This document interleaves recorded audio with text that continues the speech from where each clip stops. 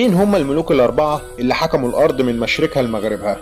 تعال أقول لك. أول ملك كان سيدنا سليمان عليه السلام، ربنا اداله ملك لا يمكن يتكرر تاني، كان بيكلم الحيوانات والطيور، وكان عنده جيش من الجن والإنس، وكان حاكم عادل وذكي، وده خلى الناس كلها تحبه وتطيعه، وطلب من ربنا يسخر له الرياح عشان تروح بيه لأي مكان في الدنيا، فبقى يلف العالم كله في وقت قليل جدا، وده كان سبب في انه يسيطر على الارض كلها.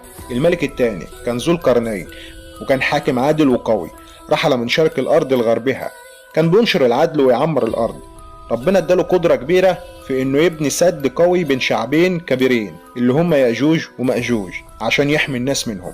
الملك الثالث كان النمرود، وكان ملك مغرور ومتكبر جدا، افتكر انه يقدر يتحدى ربنا لدرجة انه حاول يصعد الى السماء ويبني برج عشان يوصل لربنا ويقاتله، لكن في الاخر مات بطريقة ذليلة جدا، مجرد ناموسة دخلت في دماغه وما بقاش يقدر يتحمل وجعها. الملك الرابع كان بخت نصر، كان برضه ملك ظالم، هو اللي هاجم القدس ودمرها، واخد كتير من اليهود اسرى، وكان بيسيطر على بلاد كتير، كان معروف بقوته وظلمه، لكن في الاخر برضه مصيره كان الهلاك.